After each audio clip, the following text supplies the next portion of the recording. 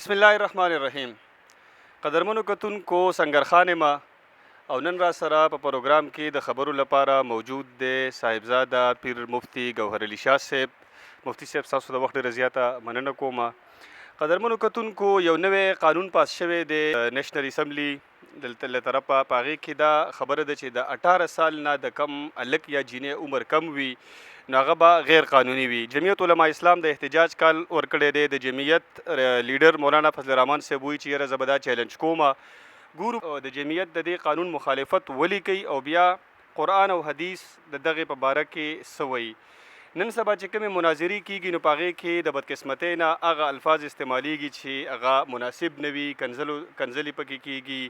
دغې حوالې سره به د مفتي صاحب نه اورو چې د مناظرې لپاره اصول څه دي. نو ګورو به چې دا د منګکوري الفاظ مفتي صاحب له چا لپاره استعمال کړي دغه هم معلومات کوو. مفتي صاحب دا راته ووایي چې د 18 سال نه کم چې دا کم قانون پاس شو قرآن او حدیث د دې په باره کې څه وایي. اعوذ بالله من الشیطان الرجیم. سنگرخانه الله دې تا خوشحاله الله دې خوشحاله کا. قصه دا ده سنگره چې دا ملک ته مسلمانانو ملک دی او په دې کې به هر هغه قانون کیږي چې هغه د قرآن او د سنت ته دایرې د لاندې وي.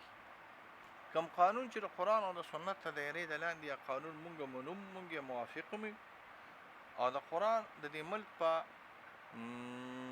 بنیادونو کې د شریعت احکاماتو او خاص کر د دې ملک په آئین کې او د دې ملک په دستور کې دا دي چې په دې ملک کې به د قرآن او د سنت د حدیث خلاف قانون نه جوړیږي. اوس دا چونکې یو غیر شرعي قانون دی، یو غیر اسلامي قانون دی، بلکې د یهودیانو او د یورپو د خوشحالولو لپاره او د هغوی د بد تهذیبو د لاګو کولو لپاره او په دې ملک کې د فحاشۍ د راوړلو یو سیلاب دی. مونږ د دې قانونو په کلک انداز سره مخالفت هم کوو. دا غیر قانوني شی دی.